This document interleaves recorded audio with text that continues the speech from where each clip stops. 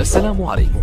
لا تنسوا الاعجاب بالفيديو والاشتراك في القناة تشجيعا لنا لنستمر بنشر المزيد ان شاء الله. جمالا الا بصوت علي سعيد الكعبي. ما في لكن انطلاقا للنصر، عالية للنصر، مكان لرياض محرز باهدافه الكبير جدا طبعا.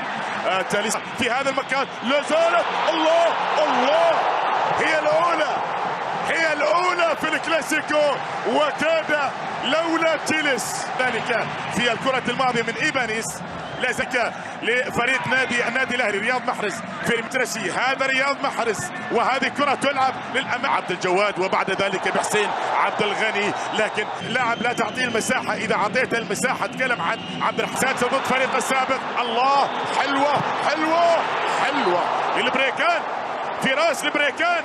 12 هدف الليله، يبغى يسجل هدفه رقم 13 في هذا في مواجهه هذه المره في الملاعب السعوديه.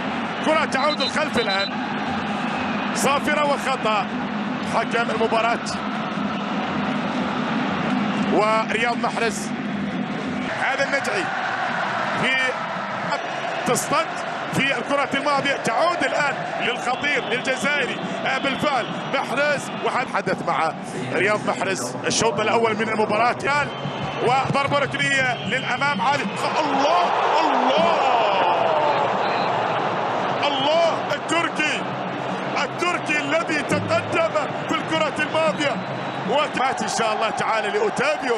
والمباراة إيبانيس لرياض محرز ما شاهدنا الظهير الايمن مدرسي ورد للاعب خطير. رياض محرز انت تصرف صح، راح تكون خطيره مرور، ولكن لا زالت للنادي الاهلي العرضيه. الله نعم، ويخرج من مرماه، يخرج أسباب محرز يملك كرة الان ويعيدها للخلف الان، لان راح يكون الفارق 9 نقاط.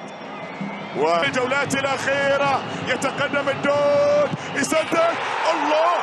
الله بالتالي نعم يتقدم بالهدف. محرز هذا الاستلام المعتاد من جانب رياض، كرة محرز على التنفيذ، يأتي بكرة عالية والمرور والعرضية.